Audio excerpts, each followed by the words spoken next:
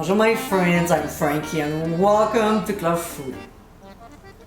There are many reasons why people don't do barbecue.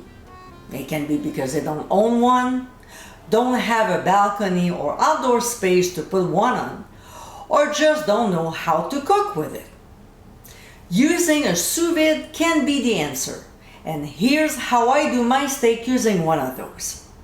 After sealing the bag, the protein is submerged in water for 1 hour and finished in the pan on the stove.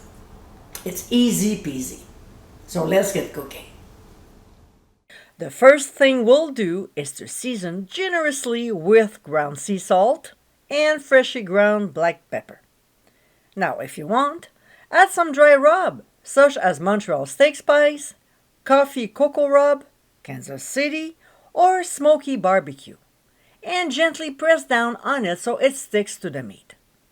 We'll flip the steaks and season the other side as well, and let's not forget the edges. I just rub them on a cutting board to get most of the seasoning that fell off. Alright, so next, we'll place them individually in a plastic bag and pour on a little bit of oil so the steaks stay moist, about half a tablespoon per bag, and then vacuum seal it. If you don't have a vacuum sealer, use a resealable plastic bag, and to get the air out, watch my tutorial on sous vide by clicking on top right corner of your screen. Now, we'll go ahead and set up the appliance. We'll set the temperature to 135 degrees Fahrenheit, accept it, and go for 1 hour. By adding hot water, it should take no time at all to reach temperature. When it gets there -1 degree, we'll immerse the sealed bags in the water and forget about it until the alarm goes off. An hour later, the steaks are done. Well, not quite yet, because as we remove them from the bag, they look a little anemic. They don't have those beautiful grill marks on them.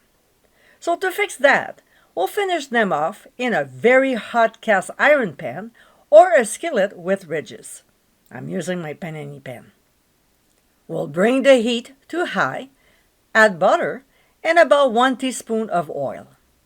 When it starts sizzling, we'll place our steaks in the hot pan and sear them for 1 minute per side, just enough to get those gorgeous marks on them. To prevent the fat from splashing everywhere, we'll place a splatter screen over the skillet. It helps. We'll transfer them to a cutting board, cover with foil, and let them rest for a good 5 minutes before serving. And my friends, these are our easy sous vide steaks. This method of cooking a steak may seem unusual compared to grilling it on a barbecue. In fact, the results will speak for themselves with a perfectly cooked steak every time. It's easy as 1, 2, 3. I hope you give them a try soon, and be sure to visit clubfoodie.com for ingredient amounts, directions, and more info. Until next time, my friends, bon appétit!